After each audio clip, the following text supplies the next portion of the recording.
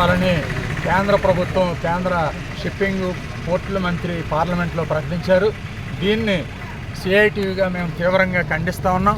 సుమారు serving employees, retired employees, అధికారులు దాదాపు 17,000 18,000 కుటుంబాలకి వైద్యం అందిస్తున్నటువంటి ఈ హాస్పిటల్ని ప్రైవేటు వాళ్ళకి అప్పచెప్పటం అని అంటే ఈ కార్మికులు, ఉద్యోగులు, రిటైర్ అయిన వాళ్ళ యొక్క ఆరోగ్యాలని ప్రైవేటు వాళ్ళ దయాదాక్షిణ్యాల మీద ఆధారపడేటట్టు చేయటం తప్ప ఇంకోటి మటుకు కాదు.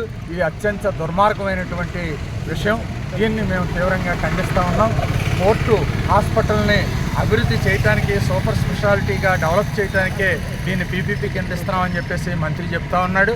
ఇది శుద్ధ అబద్ధం, పూర్తిగా మోసపూరితమైనటువంటి చర్య అని చెప్పేసి మేము భావిస్తూ ఉన్నాం.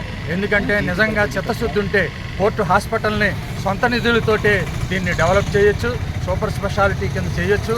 అవసరమైన డాక్టర్లని, సిబ్బందిని నియమించి మెరుగైన వైద్యం అందించే చర్యలు చేపట్టాలి తప్ప ఈ రకంగా ప్రైవేటు వాళ్ళకి అప్పచెప్పటం అని అంటే ఇది లాభాలు పోర్టు కార్మికులు సృష్టించినటువంటి సంపద, ఈ సంపదను కాస్త ఈరోజు ప్రైవేటు వాళ్ళకి కట్టబెట్టడమే.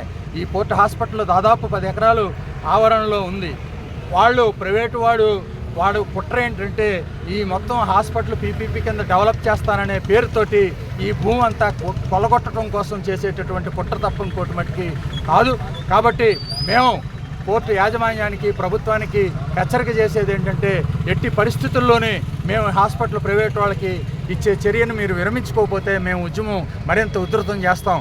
ఎందుకంటే కార్మికుల యొక్క ఆరోగ్యం అనేది ఒక సంక్షేమ చర్య అనేది సంవత్సరాల తరబడి పోర్టు సంపదను సృష్టించినటువంటి కార్మికులకి, రిటైర్ అయినటువంటి కార్మికులకి వైద్యం అందించే సామాజిక బాధ్యత పోర్టు యాజమాన్యాన్ని, ప్రభుత్వాన్ని. కాబట్టి ఆ బాధ్యతని ఈరోజు చేతులు దులిపేసుకుని ప్రైవేటు వాళ్ళకి అప్పచెప్పటం అని అంటే ఇది అత్యంత గర్హనీయమైనటువంటి చర్య. ఈరోజు ప్రైవేటు వాళ్ళు ఎటువంటి వైద్యం అందిస్తారో మనకి కళ్ళ ముందే కనిపించింది. కరోనా టైంలో ప్రాణాలు అరిచేత పెట్టుకుని తిరిగారు. బెడ్లు లేవని చెప్పేవారు కార్పొరేట్ హాస్పిటల్స్ అన్నీ కూడా. ఎవరు డబ్బులు ఎక్కువ ఇస్తే వాళ్ళకే బెడ్ దొరికేది.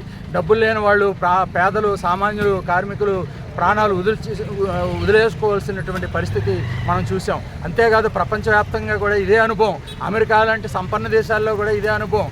ప్రైవేటు వైద్యం వల్ల అక్కడ కార్మికులు, అక్కడ ప్రజానీకం లక్షలాది మంది ప్రాణాలు కోల్పోయారు. అందుకే కరోనా తర్వాత అక్కడ ప్రభుత్వాలు వైద్యం బాధ్యత ప్రభుత్వం తీసుకునేలాగా అనేక దేశాల్లో చర్యలు చేపట్టినాయి.